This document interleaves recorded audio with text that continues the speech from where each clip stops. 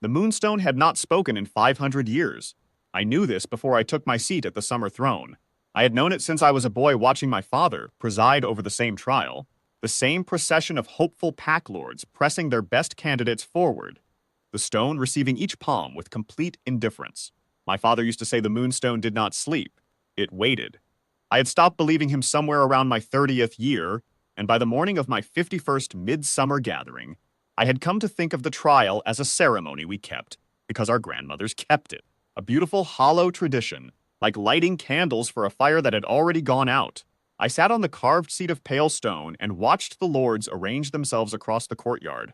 The sky above Valdenmere was cloudless and bright, the kind of summer light that makes every shadow sharp. My wolf, Kern, old and patient, the color of river slate, lay at my feet. He had not stirred from that position since dawn. I had taken this as a sign that the day would be uneventful. "The trial begins," announced my steward. It began as it always did. Lord Vale of the Eastern Ridge came forward, first as tradition demanded, presenting his eldest daughter. She was tall and well-made, steady-eyed, trained for this moment since childhood. She pressed her palm flat against the Moonstone's surface. The stone sat on its iron plinth in the center of the courtyard, roughly the size of a man's head, pale as winter milk. It did nothing. The girl held her hand there for the prescribed count of 30, lifted it, and stepped back with her chin up. The lords on her side of the courtyard applauded politely. Lord Morn of the Hyphen came next. Then the Lady Castle, whose grandmother had once been proposed as the Alpha King's mate 3 generations ago, which Castle had apparently decided was close enough to try again. One by one they came, noble daughters and young heirs and twice-tested veterans of previous gatherings. And the stone received every hand with the same cool silence. Kern had not moved. I watched the line thin. I watched the sun cross the courtyard. I was thinking about the trade dispute waiting for me in the council hall, and about the dry summer the northern packs were already complaining of, and about the letter from Lord Brennar that I had not yet answered, when I heard a ripple of laughter from the western edge of the courtyard. Not polite laughter, the kind that moves through a crowd when something absurd has happened. I looked up. She was standing at the outer ring of the assembled lords, between 2 men from the Caldervast delegation who had stepped aside, not to let her through, it seemed, but to make it easier to look at her. She was slight, dressed in the kind of worn linen a traveling mender wears. Practical and clean, but without rank, without a pack sigil on the collar, without anything that would explain what she was doing at a gathering of this kind. Her hair was dark, pinned back simply. She was looking not at the crowd but at the Moonstone, and her expression was one I had not seen all morning. Not hopefulness, not performance, not nerves. She was looking at it the way you look at something you recognize. One of the Caldervast lords leaned to his neighbor. "Who sent for a mender?" More laughter. The woman did not look at him. "She has no pack mark," someone said, and this observation went around the outer ring with the satisfied murmur of people who have found a reason to dismiss something. My steward was already moving toward her, his expression set to the particular courtesy he used for removing inconvenient persons. I raised one hand. He stopped. "Let her come forward," I said. The courtyard went quiet in the way courtyards do when the Alpha King speaks unexpectedly. I did not entirely know why I had said it. It was the look on her face, perhaps, that recognition, that calm. Or it was something else, something lower, a pressure in my chest that had started the moment she appeared at the edge of the crowd, as though a door somewhere inside me had shifted on its hinge without being asked. She walked to the plinth without hurrying. The lords made way for her, not graciously. A few turned their backs. Lord Vale crossed his arms and watched the sky.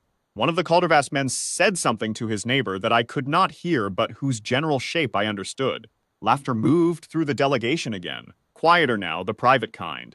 She did not acknowledge any of it. This was not bravery exactly. Bravery implies you feel the danger. She simply did not seem to find the laughter relevant. She walked to the plinth the way she had crossed the courtyard.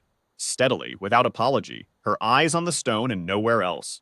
She stood before the Moonstone. It came to her sternum. She was close enough that the pale stone light, cool, inactive, as it had been all day, and for 500 years, cast no reflection on her face. She looked at it a moment longer, that same steady look, the way a traveler looks at a landmark they have been told of for years and are only now seeing. Her free hand rested at her side, loose and unhurried. Then she set her hand, palm down, on its surface. The sound the stone made was not loud. It was the sound of something that had been very still for a very long time, deciding at last to move. A deep internal resonance, like a bell struck inside a mountain. And then the light came. White first, then gold, then white again, filling the stone from its center outward, so bright that Lord Vale and the two men beside him stepped back without meaning to, and the whole western side of the courtyard shielded their eyes. Kern was on his feet. I became aware of my own hands first, my wrist specifically, because the mate mark I had carried since birth, a faint crescent of silver that every alpha carries dormant until the bond ignites, had begun to burn, not painfully, the way a coal burns when you breathe on it, waking from something that was never entirely cold. The silver went gold, then brighter, and I was standing, though I could not have told you when I had risen. I had read the old accounts, the ones kept in the archive room of the Summer Throne, written by scribes who had witnessed the last ignition 5 centuries ago. They used words like radiance and revelation, and the sky cracking open to show its better self. I had always found these descriptions too theatrical to trust. Standing now in the center of the courtyard, with the stone blazing white gold and my wrists lit and my wolf already moving, I found I owed those long-dead scribes an apology. They had simply told the truth, and the truth was that the bond arriving is not subtle. It does not knock. It opens the door and walks in and rearranges the furniture, and you understand, in the moment it happens, that the room was always meant to look like this. The woman, Maris, I would learn in a moment. She had only a name and no other claim. A wandering mender from the desert borderlands, the last of a bloodline so old it had slipped out of the records entirely. Maris had not moved her hand from the stone. Her own wrist was lit. The same crescent, the same gold. She was looking at it with an expression that was not surprise exactly. It was closer to the expression of someone hearing a piece of music they had always known, played now for the first time. The courtyard was absolutely silent. Kern walked to her. He sat at her feet, the way he sits at mine, and put his great head against her knee. I looked at her then. I looked at her the way I had not let myself look at anything in some years. Without the managed distance I had. Mistaken for dignity, without the armor of the crown's weight and the council's needs, and the 51 years of learning to want very little. I looked at her the way my wolf already had. The mark on my wrist was still lit. "What is your name?" I asked. She lifted her eyes from the stone to me. They were brown, steady, unhurried. "Maris," she said, "I mend things. I came to the gathering because I heard the stone was here, and I have been walking toward it for 3 years without knowing exactly why. I heard Lord Vale clear his throat. I heard the Caldervast delegation begin a murmured consultation. All of it was very far away. The stone hasn't woken since the 4th king," said my steward quietly, appearing at my shoulder. "If she carries that bloodline, the records suggest it went dormant in the border territories, that there may have been a branch no one traced." "She carries it," I said. I knew it with the same certainty I knew my own name. The bond does not argue. It does not hedge or offer alternatives. It simply arrives the way dawn arrives, not asking whether you were ready, because readiness was never the point. "Lord Vale will contest," my steward murmured. "Lord Vale may do as he likes," I said.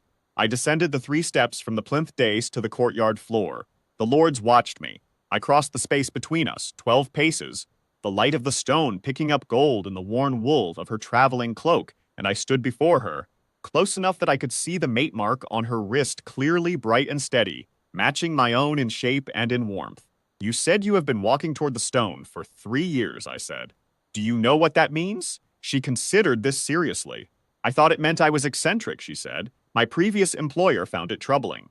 "You were following the bond," I said. "My bond. Our bond. The mark you're carrying now is the proof of it, and the stone's light confirms what the mark says." "You are!" I stopped, because there is no simple word for what she was.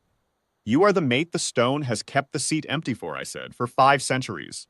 She looked at the mark again. She looked at Kern, who had not moved from her side. She looked back at me. "I don't know anything about ruling a kingdom," she said. "Neither did I said, "when I started." Something moved at the corner of her mouth. Not quite a smile yet. "You have a council?" "Several. And they'll contest this too, along with Lord Vale." "Certainly," I said. "They are thorough." She looked at the Moonstone, which had not dimmed. 500 years of silence, and it was still lit, still steady, as though it had no intention of apologizing for the delay. She looked at it for a long moment with that quiet, clear expression of hers, the one that would come in time to be the thing I looked for first in any room. "All right," she said. I took her hand, the wrist with the mark, gold on both our skins now in the summer light, and I turned to face the assembled lords of Valdenmere.